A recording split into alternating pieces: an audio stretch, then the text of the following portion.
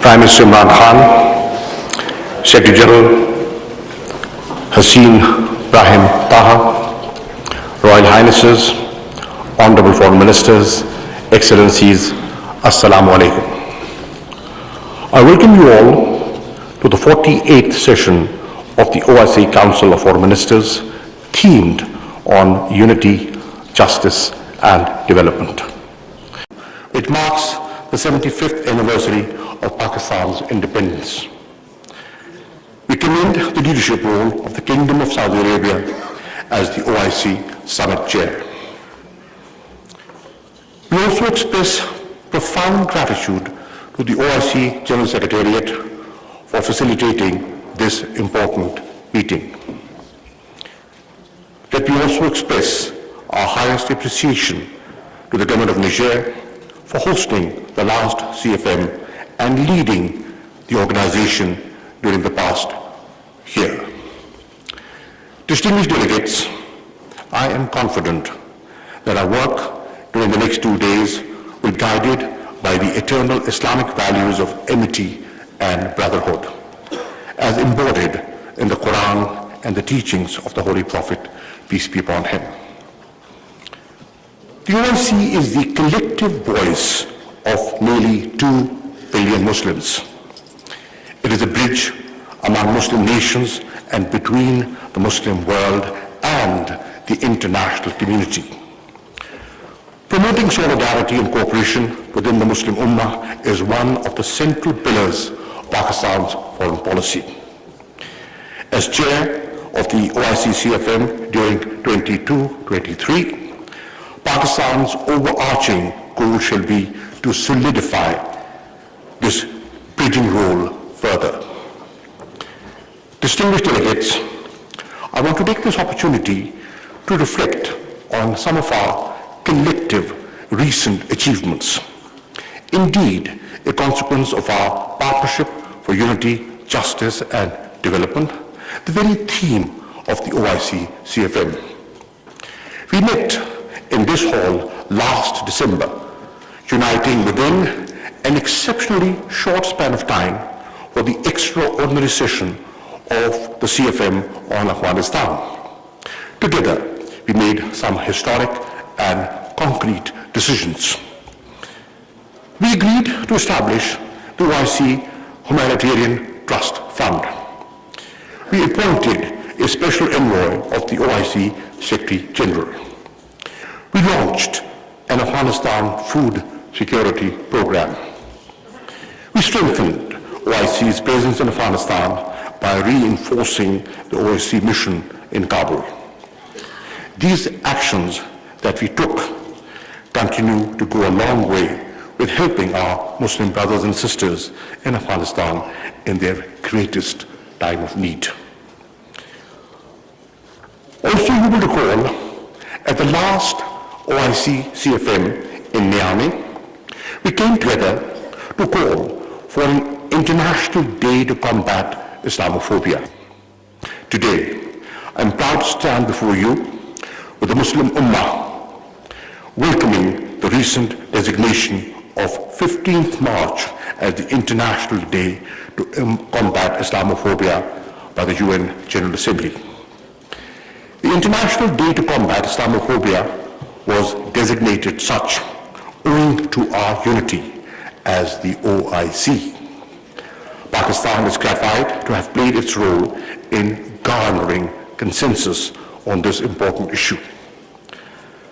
Through the observance of this day, the OIC will enhance greater global awareness of Islamophobia and advance solutions through collective action. Further, while recounting our achievements, I also want to touch upon the tremendous work being done by our collective platforms.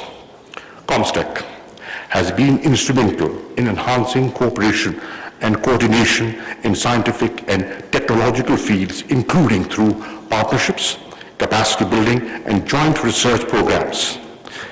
It is playing a leading role in the implementation of OIC Science and IT Agenda 2026. Pakistan is pleased to host the ComStec headquarters in Islamabad.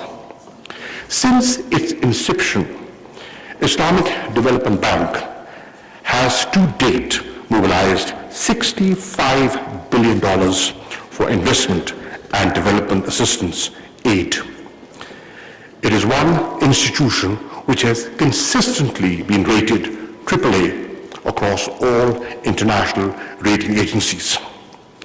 The Islamic Chamber of Commerce, Industry and Agriculture, based in Karachi, is galvanizing investment, influencing policy, making and undertaking initiatives for development of the private sector. I mention some of these achievements to you all here today, not to blow our own trumpets, but rather for these to serve as a blueprint for constructive and tangible action and as an impetus for collective action moving forward. Distinguished delegates, we are witnessing unprecedented turbulence at the global level. Conflict in Ukraine, which has rekindled East-West tensions, threatens international peace and security. A new and destabilizing global arms race is underway. Conflicts among and within nations have proliferated.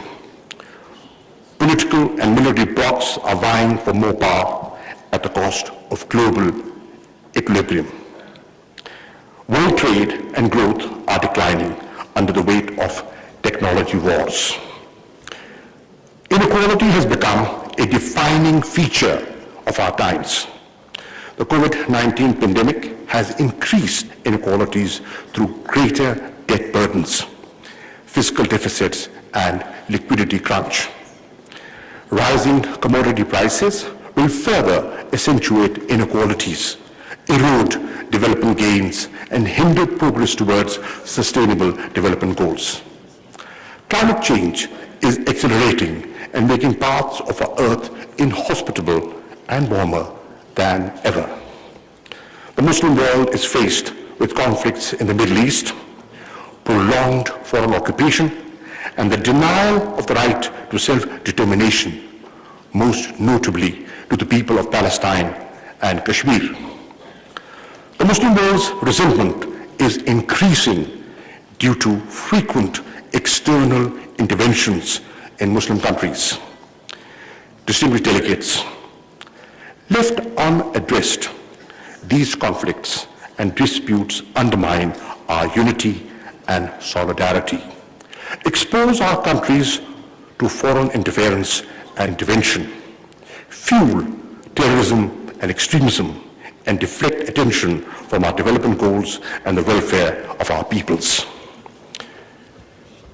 To help forge a collective response and under the theme of partnering for unity, justice, and development, I would like to focus on three specific challenges.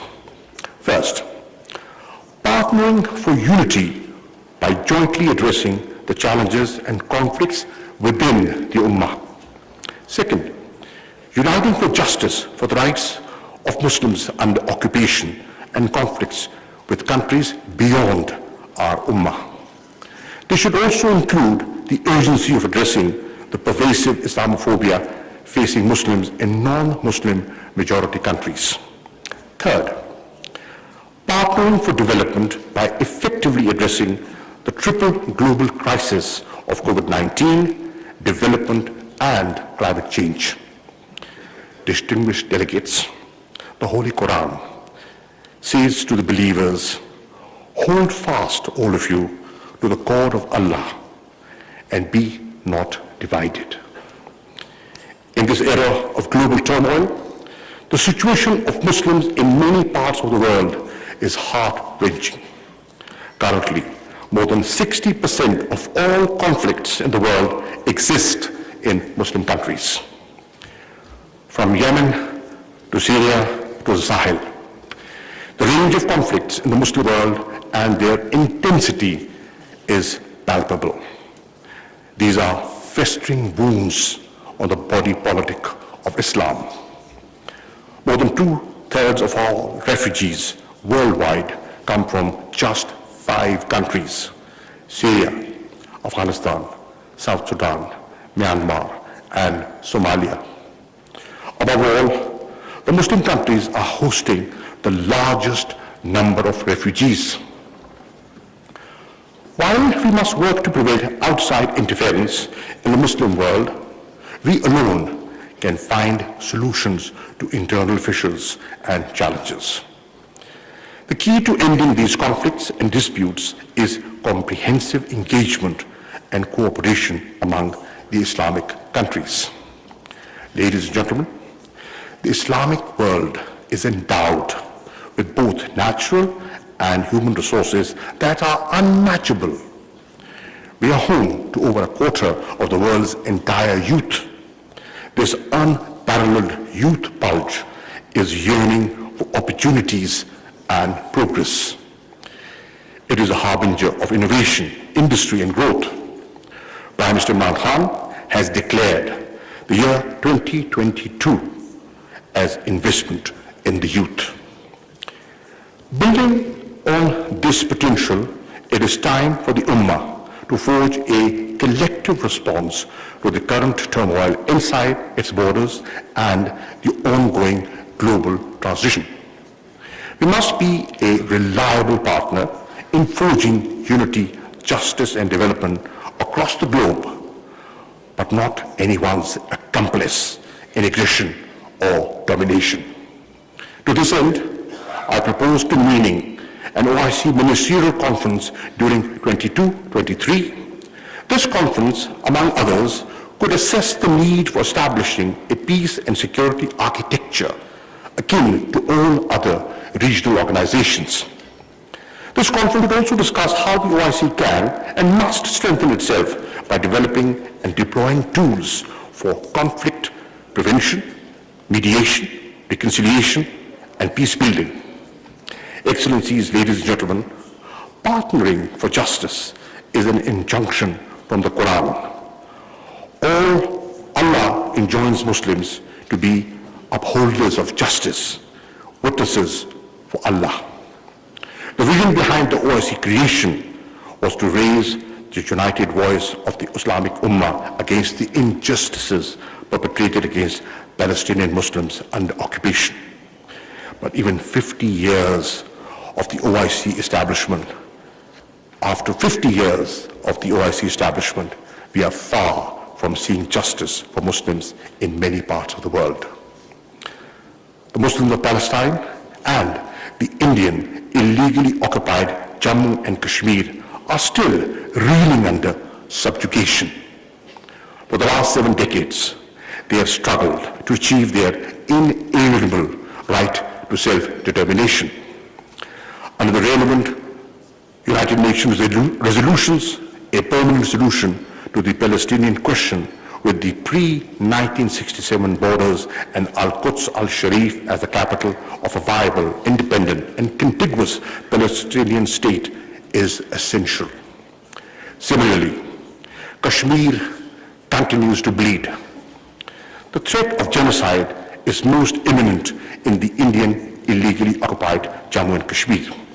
The RSS BJP Hindutva-inspired government in India has unleashed a reign of terror by an occupation force of 900,000 in IIOJK since the 5th of August 2019.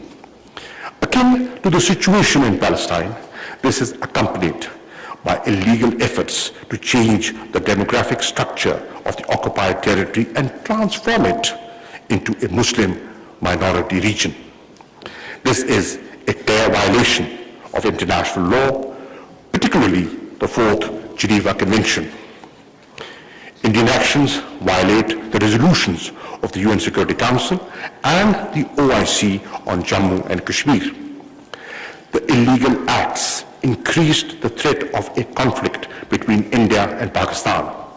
Kashmiris are looking towards their Muslim brothers and sisters for support.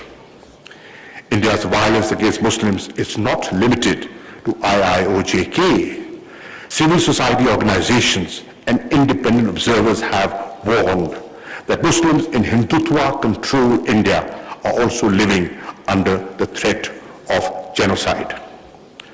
A Holy Prophet, peace be upon him, said that believers are just like one body. When one of the limbs suffers, the whole body responds to it with wakefulness and fever.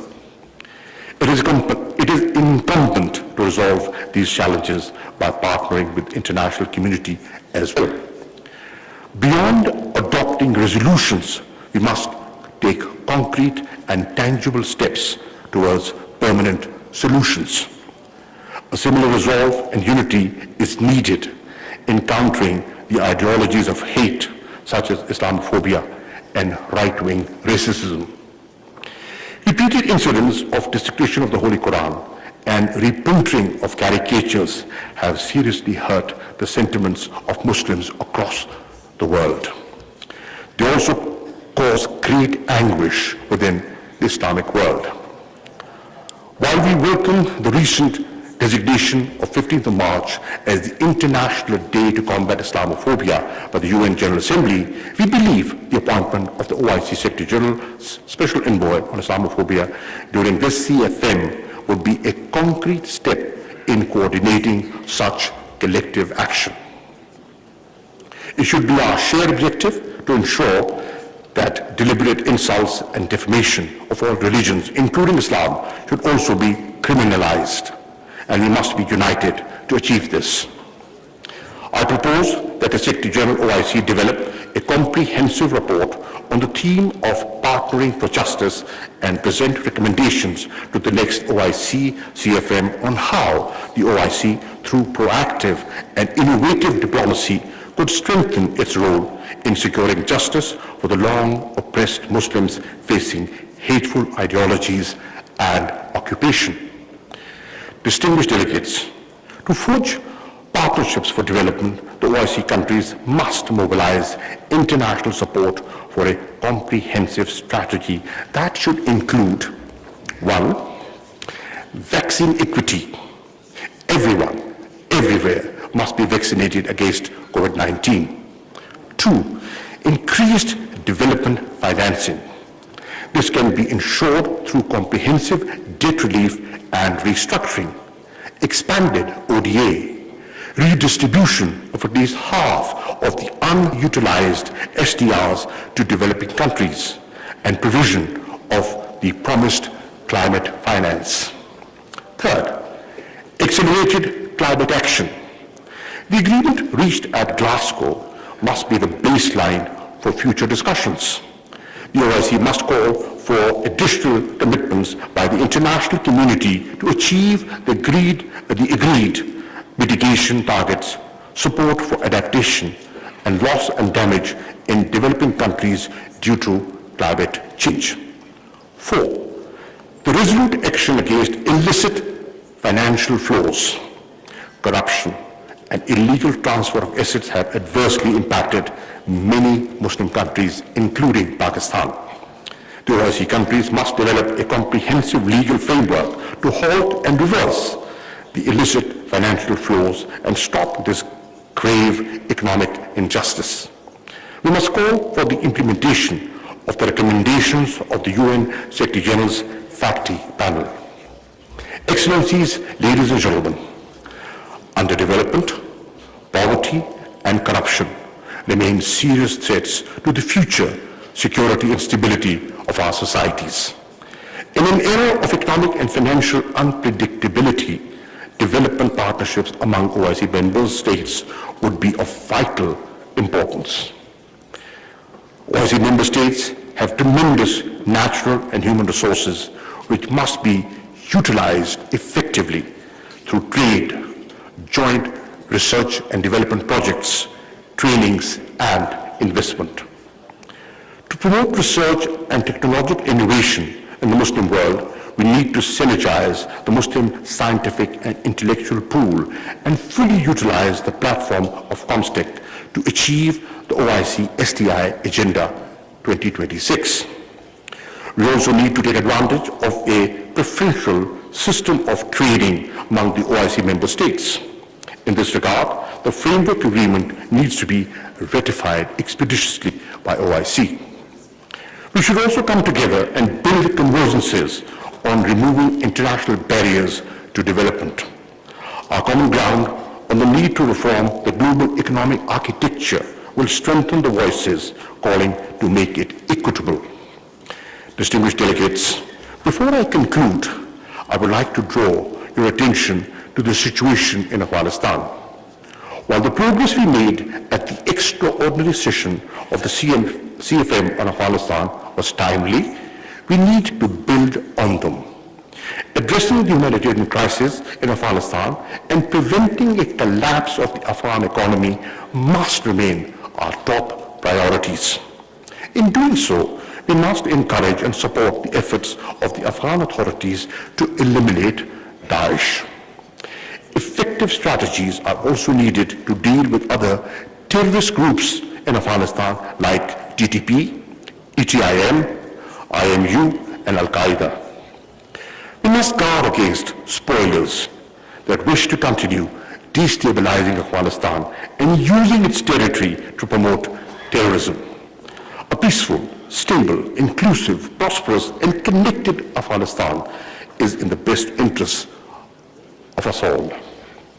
Ladies and gentlemen, the time has come for OIC to strengthen and equip itself to address contemporary challenges and conflicts confronting the Muslim Ummah.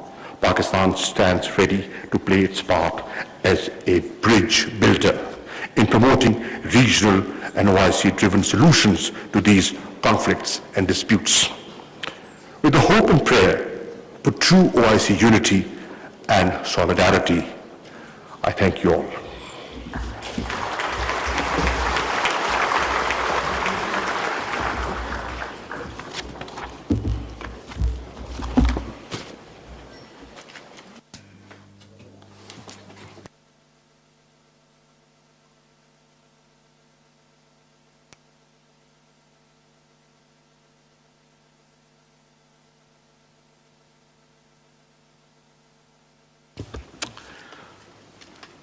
I now invite His Royal Highness Prince Faisal bin Farhan Al Saud, Foreign Minister of the Kingdom of Saudi Arabia, for his speech.